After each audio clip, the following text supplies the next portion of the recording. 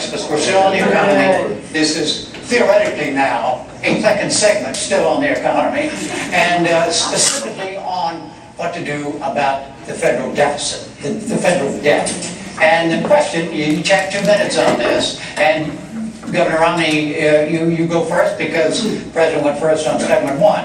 And the question is this: what are the differences between the two of you as to how you go about tackling the deficit problem in this country? I'm glad you raised that, and it's a critical issue.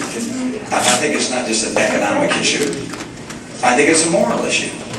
I think it's frankly not moral for my generation to keep spending massively more than we take in, knowing those burdens are going to be passed on to the next generation.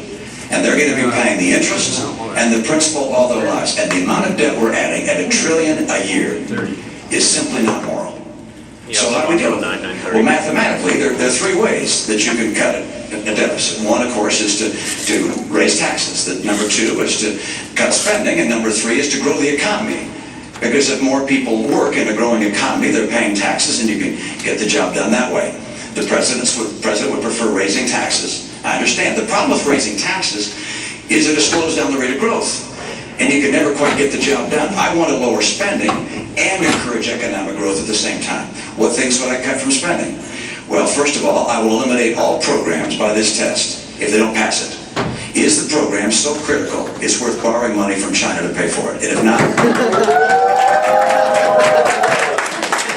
use that term with all respect. Good. Okay, good. So I agree with that. I'm sorry, Jim. I'm going to stop the subsidy to PBS. I'm going to stop other things. I like PBS. I love Big Bird. Actually, like you too. But I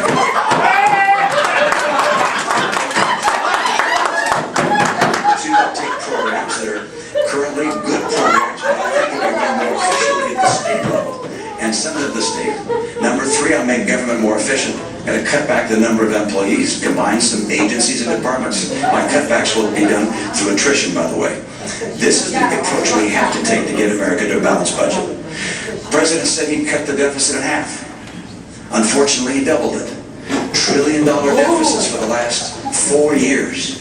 The president's put in place as much public debt, almost as much debt held by the public as all prior presidents combined.